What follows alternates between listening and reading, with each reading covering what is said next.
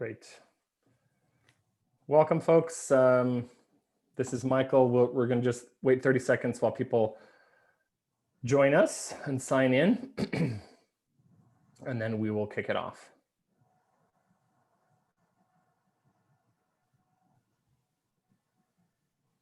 So we'll get started in about 30 seconds, just allowing people to filter into the virtual room.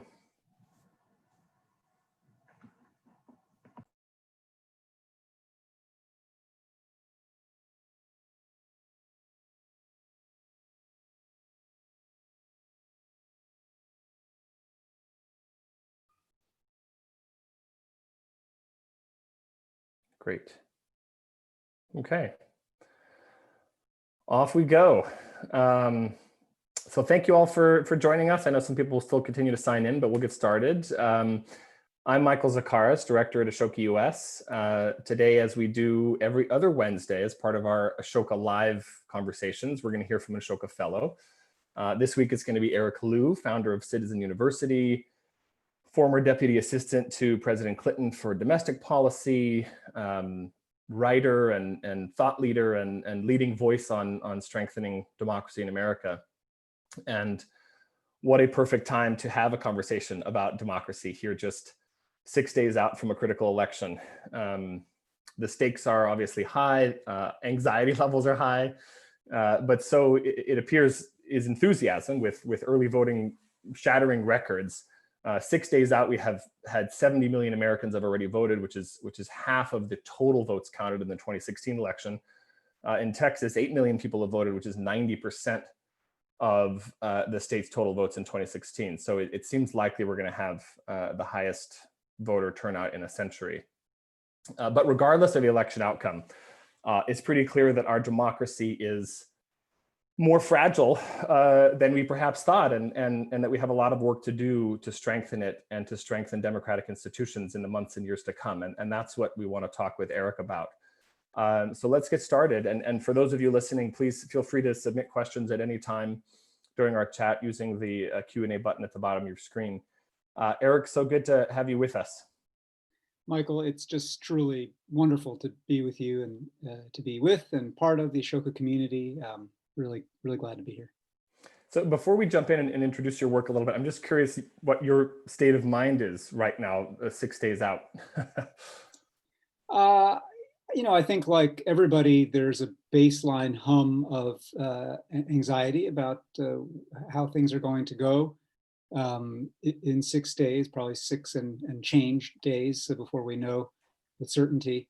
But I also a certain measure of just calm and clarity that there are obviously huge consequences if the election goes one way versus another, and yet there are deep foundational things that have to happen, have to be focused on, and have to demand our attention no matter how the election goes. And I'm trying to, both just in my life individually as a citizen and in my role leading Citizen University, trying to keep an eye. It's not even on the long game, it's on the deep game, I guess, the currents beneath. Yeah, that's great. And so let's, not everyone listening is necessarily familiar with your work. So before we get into how we're going to save democracy here and around the world, let's spend a little time understanding the organization you founded and are leading, Citizen University. At the core of your work is this notion of what you call powerful citizenship. Tell us what you mean by that and how you're promoting it. Yeah, thanks, Michael. Citizen University is a nonprofit organization. We're based in Seattle. We do work all around the United States. And our work is fundamentally about trying to create a culture of powerful, responsible citizenship. And our programming, which I'll describe more as we get into the conversation, all orients around this conception of citizenship, not as documentation status or legal passport holding status and papers, but the deeper ethical conception of being a member of the body, a contributor to community, someone who recognizes at the most basic level, there's no such thing as someone else's problem, that our problems and hopes are intertwined. And that conception of citizenship, we often boil down to this simple mock equation, which is power plus character equals citizenship. And what that means for us is that to live like a citizen in this deeper ethical conception requires both a fluency in power. Power is a language. It's not like a language. It is a language that one can read and write or not be able to read or write. And so that fluency in understanding how power flows in civic life, who has it, who does not have it, why that is, how that came to be, how we change it, how we might reimagine it, which brings you to the writing side of it, which is how could I rewrite the current allocation of power? How can I organize? How can I advocate and mobilize people and awaken my own sense of power? And so a bunch of our programming is all about teaching and democratizing power and understanding and the practice of power for people in very different situations and settings. But the other half of the equation is super important, because if all you have is a fluency in power, but it's untethered to any moral core, then you are just a really super skilled sociopath. That is what our culture and our politics provides ample evidence of right now. And so the other side of that equation about cultivating character, we mean not character as it's often understood in a lot of particularly education contexts, which is individual virtue, individual perseverance and diligence and grit. We mean character in the collective, the ways that we live in community, the ways that we behave in public, values and norms that are about reciprocity and mutuality and sharing of burden and sacrifice, service before self and contribution before consumption. And so the other part of our programming is all about cultivating those values, norms, and habits by doing, by reflecting, and by situating ourselves in the larger context of the United States, which is a country that is bound together only by a creed, only by a set of ideas and ideals. And those ideas and ideals, though they were told to be self-evident at the beginning, are definitely not self-actuating or actualizing. They require us to continually reckon with them and to close the gap between our creed and our deed, between our promises and our actual institutions. And so all of our power plus character work is happening within this American context. But I think for those of folks watching from all around the world, because the Ashoka community is global, I think that core formula, the core equation, works wherever you are and however liberal or illiberal your state of self-government might be. And tell us about this growing movement of Civic Saturdays. You referred to, I know you've got, there's various components of the programming, but there's this sort of movement of Civic Saturdays. Tell us what they are and how you see them playing a role in all of this. Yeah, so Civic Saturdays are a gathering that are essentially a civic analog to a faith gathering. It's not church or synagogue or mosque, but it has the arc and the flow and the feel of those kinds of gatherings. And the idea is that you come together, back when we could walk into a room together, you would walk into a room together, or on Zoom, you would enter into the Zoom together. You'll connect with a stranger who's beside you, either in a seat or on the screen, and you'll be invited, sort of challenged to address a question that is deeper than small talk, a question like, who are you responsible for? Who have you failed recently? Questions that just are opening up a heart channel immediately. Then there's poetry. We sing together. There are readings of texts drawn from our civic and cultural traditions, both well-known and super not well-known, as we try to expand that canon. Texts that you might think of as civic scripture. And what follows that is a civic sermon, where someone speaks to try to make some moral, ethical sense of the challenges that we're facing both nationally and in our own communities. And then afterwards we sing again, and then we form up into civic circles where people make commitments of action and learning so that they can take those ideas and inspiration and actually apply them to the ways that they live as citizens. And so we started Civic Saturdays here in our hometown 4 days after the 2016 presidential election. And there was such a surge of response both to that initial one and then to the idea of Civic Saturdays generally, that we pretty soon thereafter created a civic seminary program to start training catalytic people from all around the United States to lead these gatherings themselves. In the meantime, my team and we took this gathering to other places to show folks what it could be, but that's super not scalable, us running around the country. And so we have trained now 9 cohorts of people from tiny, small rural towns to big cities, red places, blue places, young and old, to lead Civic Saturdays. And now in the United States, any given weekend, there are just Civic Saturdays happening all over. And our view is that by catalyzing these people to take ownership and responsibility of not only the holding of this ritual and the creating of this experience, but more broadly, what you can think of Civic Saturday and Civic Seminary as being part of is a larger approach to what we think of as American civic religion. These metaphors that I've been using, analog to a faith gathering, civic seminary. We have a new program that is essentially akin to a civic confirmation program for circles of young people led by an elder in an arc of civic spiritual formation. We choose this metaphor on purpose because we really do believe fundamentally, and again, especially in a creedal nation like the United States, that democracy works only if enough of us believe democracy works. It is fueled entirely by our mutual faith that this thing should mean something, and our mutual millionfold agreement that this form of governing ourselves should be legitimate.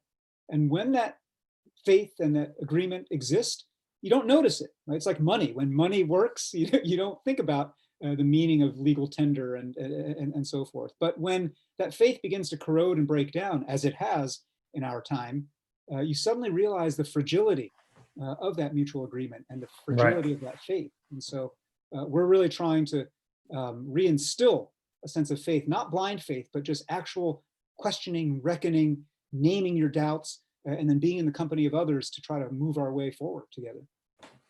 So Eric, one of the things I love about you is your your optimism, and I always feel like there's this sense of possibilities and moving forward when I talk to you. But I think I speak for a lot of people on this call when I say that our faith is kind of hanging by a thread. And part of that may be our faith in our fellow Americans, but I think much more it's faith in our democratic institutions. Right? Just look what happened earlier this week, the confirmation of Amy Coney Barrett to the Supreme Court in the middle of an election, right? And so there's the deep hypocrisy of that all, but also the reality that the people who are in charge of our institutions do not represent the majority of Americans, not by a long shot. And so that to me doesn't seem to be a problem of faith, but actually of broken institutions. And of course, the worse a system is working, the more people lose faith, the less people who are willing to put time into fixing it. And you kind of, how do you deal with and end that vicious cycle? So it is a vicious cycle, but it can also be a virtuous cycle, depending on how we move it and set it in motion. I don't deny a single thing you're saying.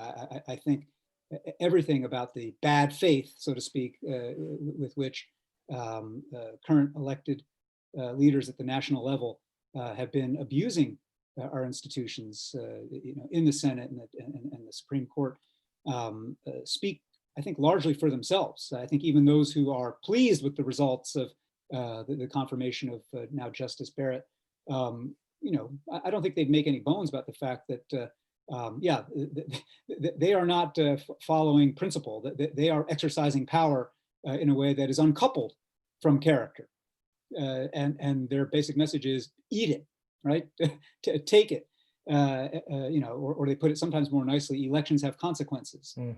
Elections do have consequences, but I think the consequences have to, in a system that's going to work, stay within a mutual agreement of what you are going to preserve and conserve in norms and values that undergird those institutions.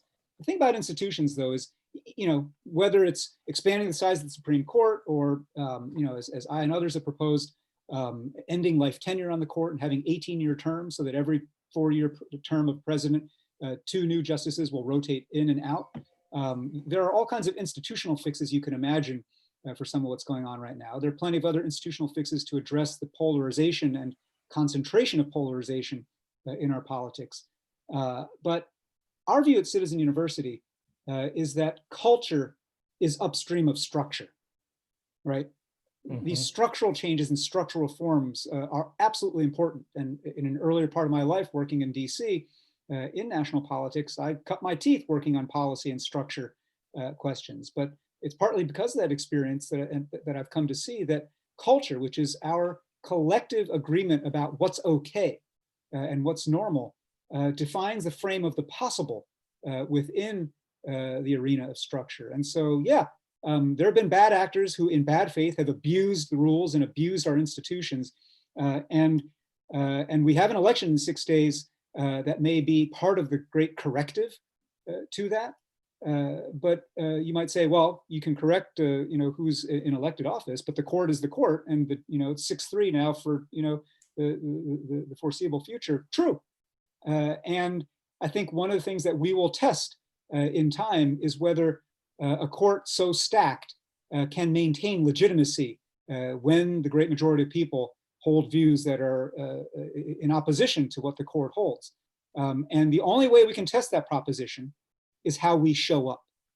How we show up, not just on election day, but how we show up every other day to organize, to advocate, to change minds, and to recognize that as much as our attention is dominated by national politics, it is still at the local and state level that so much of the possibility for good and bad and the unseen abuses of power unfold. And so our responsibility to take this passion and this anger and this feeling and actually channel it to where you live and practice power in new ways. That how we show up over not just the next 2, 3, 4 years, but over the course of pretty much the rest of our lifetimes will determine whether this moment right now was the peak of bad faith and illiberal tendencies and a breakdown of institutions, or whether, as you follow the COVID curve, it was just another bump before we go up, into even worse situations. But we are the authors of that, and I think it's not optimism.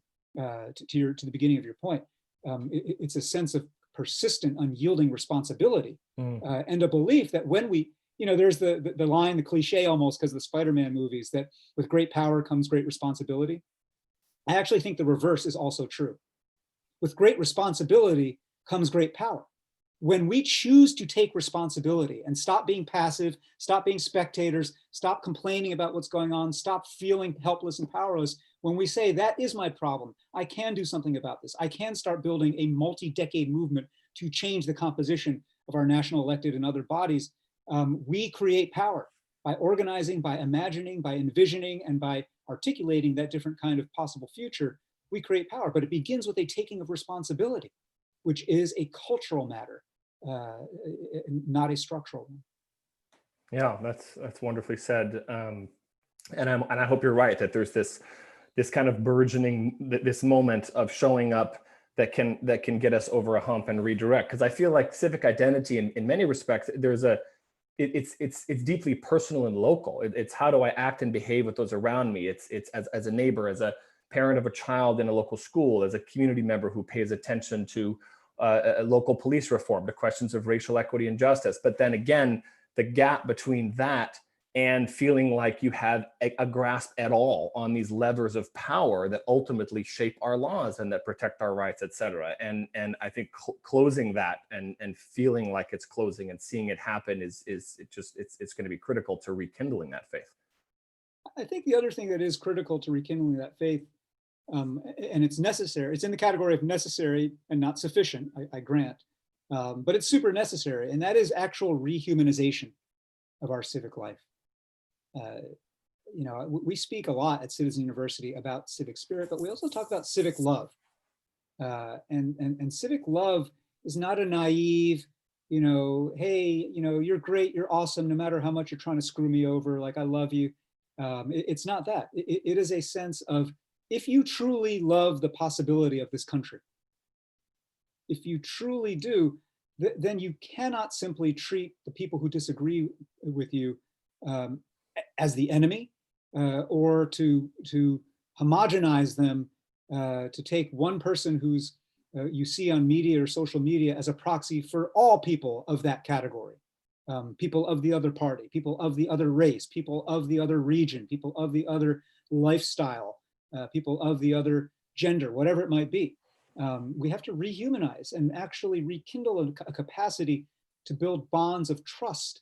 And authoritarianism feeds on isolation, on loneliness, on a sense of individual atomized helplessness. And you might think, oh, well, everybody on social media, we're not alone. and come on, social media amplifies our aloneness, and it amplifies our worst habits of treating people not as people, but as proxies for an idea or an ideology or a threat. And we have to find other ways to address this yearning and this pain of loneliness and isolation that a hyper-consumerist market economy during the middle of a pandemic feeds. And the way we do that is, in fact, to gather in new ways, to meet people, to understand online and off that it is possible to build new relationships and to hear people's stories and to listen to them and to have, and not to be afraid of argument. We have a project that we're running with the Aspen Institute and Facing History and Ourselves, and with the Allstate Corporation as a partner, called the Better Arguments Project. And the idea of that is that we don't need fewer arguments in civic life, we just need less stupid ones.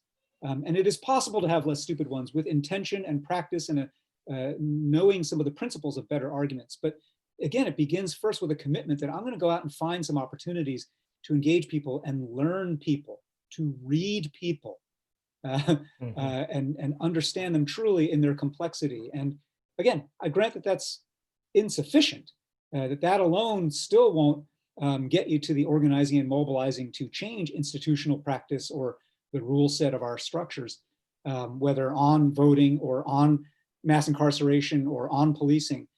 All that stuff has to happen.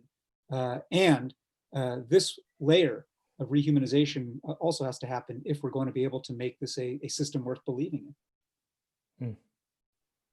So Eric, we'll do something fun for a second here, a quick sort of popcorn round of questions. So quick questions, quick answers, and then we'll get to some questions that are coming in from people listening.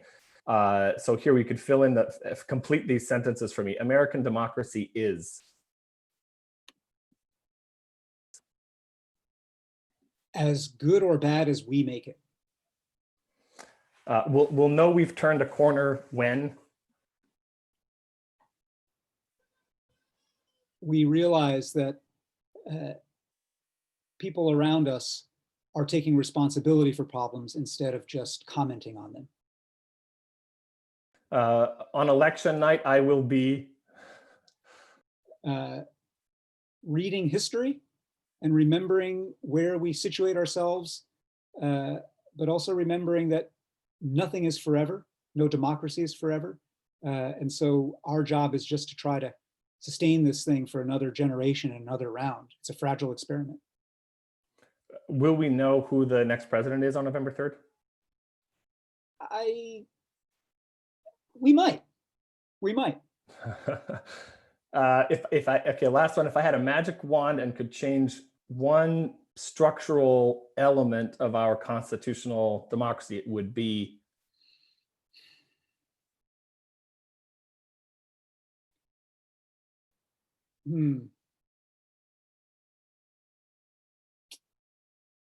It would probably be removal of the Electoral College. Yeah, it's certainly seeing much more of a conversation about that in recent years. I think healthy one. Okay, so we can move out of the popcorn round. So one more thing before we get to questions from others. You're a chair on the Commission on the Practice of Democratic Citizenship, and you guys produced a fascinating report this year that outlined a number of steps that you believe we can take that will spur what you call the reinvention of our constitutional democracy.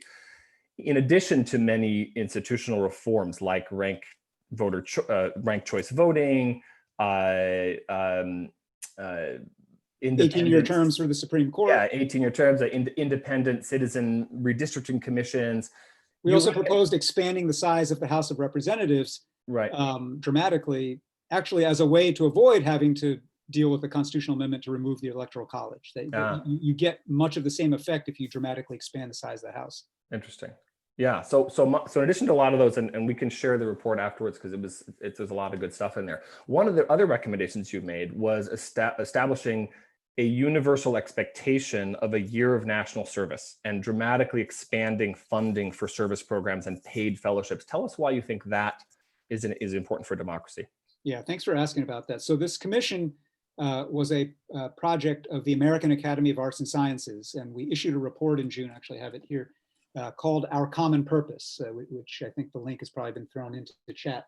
And this was a cross-partisan, cross-ideological commission of people from around the United States. We did 55 plus listening sessions to communities all across the country. And the 31 recommendations categorized in 6 broad strategies for reinventing our democracy that have to do both with structure and culture, we arrived at unanimously. And that is a notable thing in these times, to have a cross-ideological, cross-partisan group come to something unanimously. And one of those was this call for a universal expectation of a year of national service for young people. And the reasons are manifold. One, as I was saying earlier, in an age of loneliness and isolation, in an age where we're self-segregating into and sorting into more homogenous little pockets ideologically and demographically, we lack shared experience in the United States. And what shared experience we have is often oriented around the topic of how we're different from one another and identity dimensions. And while that can be healthy and great, we need places and spaces where you and I come together, not to talk about you or me, but to work on a third thing.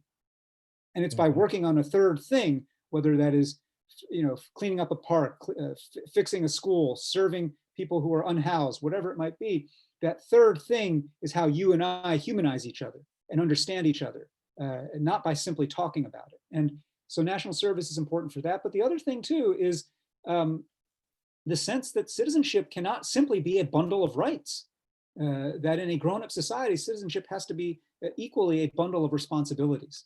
And to create a cultural norm and expectations where every young person just starts asking at age 18 whether they might otherwise be headed to college or career, hey, where are you going to serve? What are you doing? Are you going to the armed services? Are you going to AmeriCorps, Peace Corps, something local? We actually call for a kind of a local journalism service corps. There are all kinds of things that are sprouting up, arts corps, that are opportunities and channels. And we do believe that there is a coalescing interest in this from all around the country, from conservatives and liberals, from people like retired General Stan McChrystal, to lots of faith groups and faith organizations. And so I think there is going to be a moment, and I think with this youngest generation who's grown up with service as part of their schooling experience, a real opportunity to amplify that. Thank you. And that is related to a question that somebody asked, which is the ability of diverse thought to thrive is key to a working democracy. And we've become so divided in our opinions, and the ability to hold opposing ideas, understanding nuance is deteriorated. How can we get in our everyday, how can we reclaim this?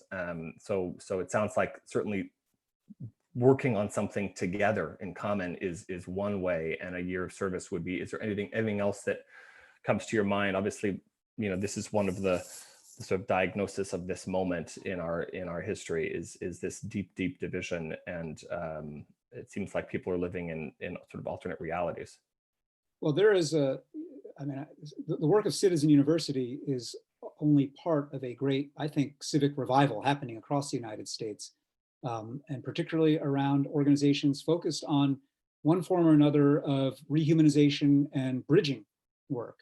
And so Braver Angels, Living Room Conversations, More in Common. There's a long list, and the Weave Project, a long list of organizations and campaigns that are emerging, Listen First, from the bottom up all around the United States. They're not like DC-centered organizations selling stuff to the rest of the country. They are emergent.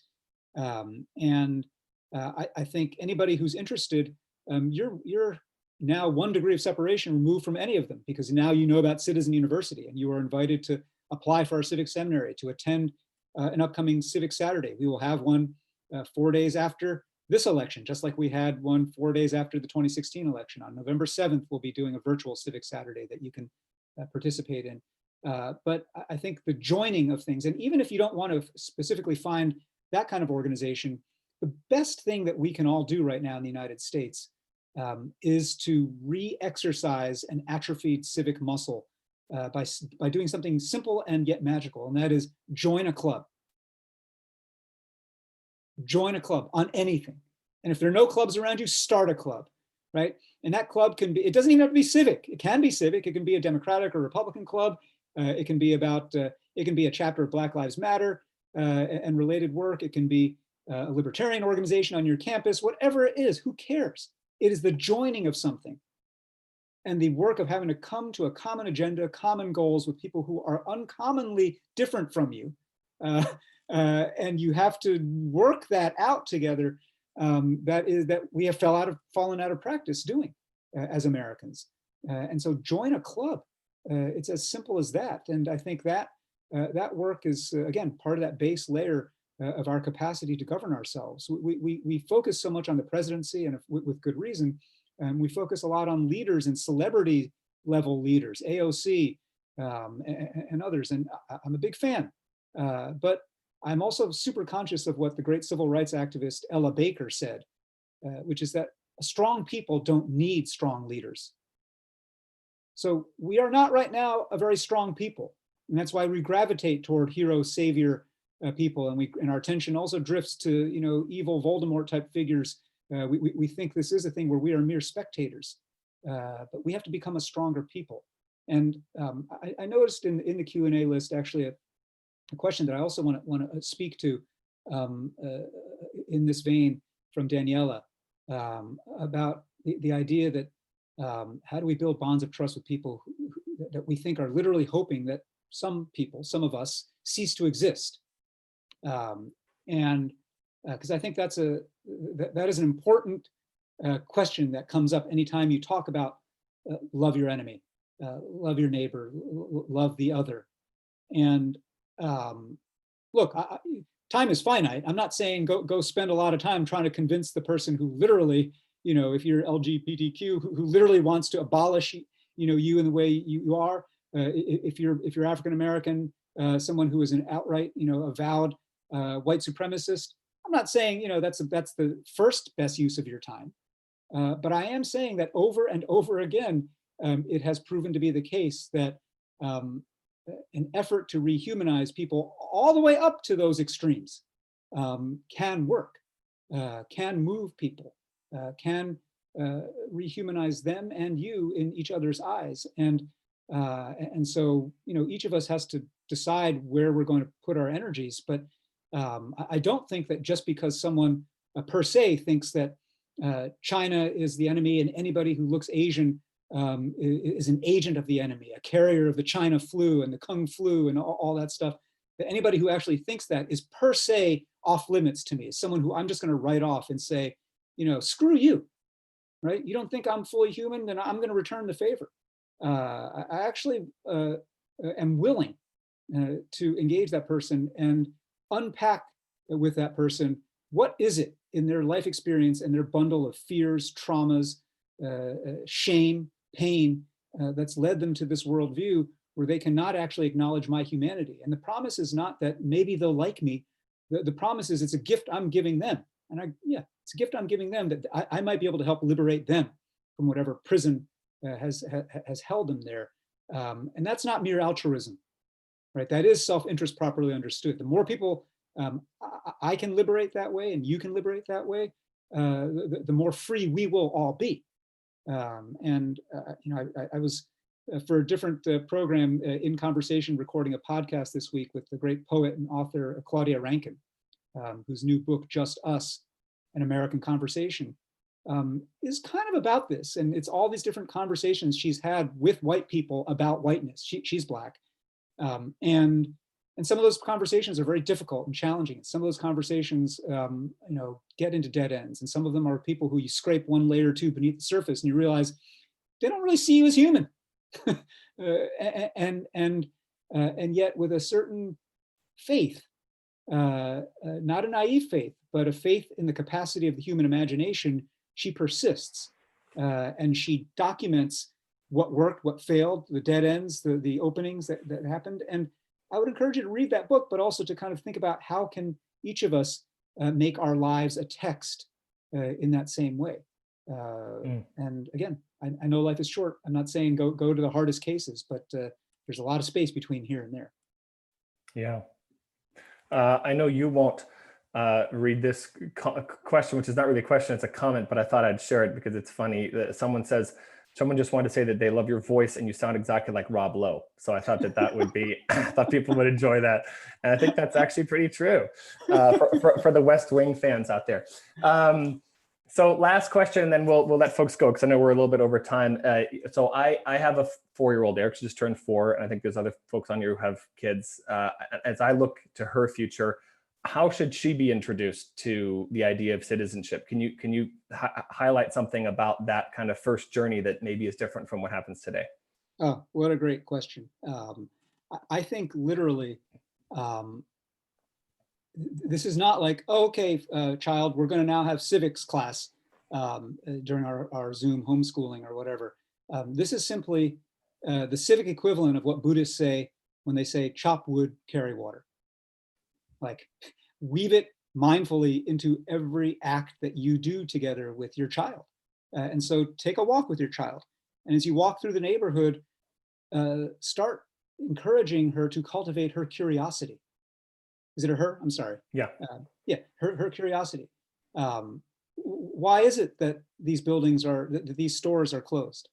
Why is it that there's such a long distance between the last bus stop and this bus stop? Why do you think it is that this pothole has not been fixed for over a year, right? Like, what do you think is going on here? You know, and at 4, it's maybe not even so much that she'll give detailed answers, but it's just the act of noticing and the act of paying attention to the ways in which power manifests itself, not only in our psyches and our self-stories, but in our actual physical built environment. Why is it that there's only fast food stores around us and there's nothing healthy to eat? Why is it that these streetlights have been burned out for so long?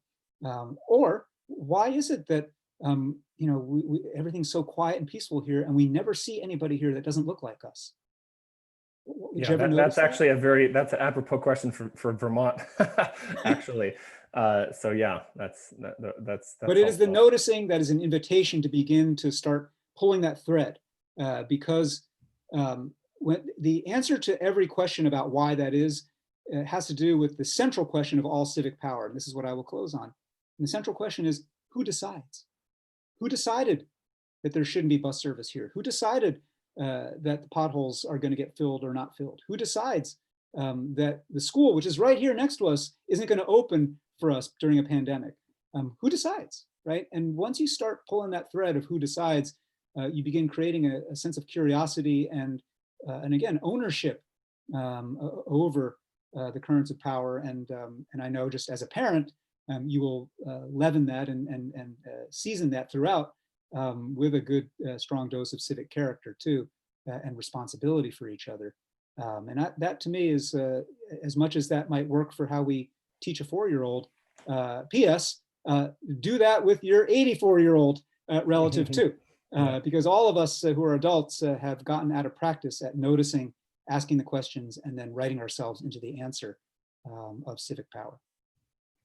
Well, thank you so much, Eric. Always a pleasure. And for those of you, thank you all for joining. We'll have more conversations upcoming, including another one next month about democracies under threat across the globe with several fellows joining, including Eric again, and a fellow from Brazil and from Romania. So you can refer to the link in the chat and to our Explore page where you see these upcoming conversations. So, and Michael, let me just say, first of all, thank you. But for those whose questions we didn't get to, I'm very findable on social media and through the Ashoka network. So please stay in touch and please follow our work. And hopefully this will be a continuing conversation. But thanks again. I'm so happy to be part of the Ashoka family. Thank you, Eric. We're happy to have you. And everyone, thank you. Have a good rest of the day. Stay healthy out there and vote if you haven't already. Bye-bye. Bye-bye.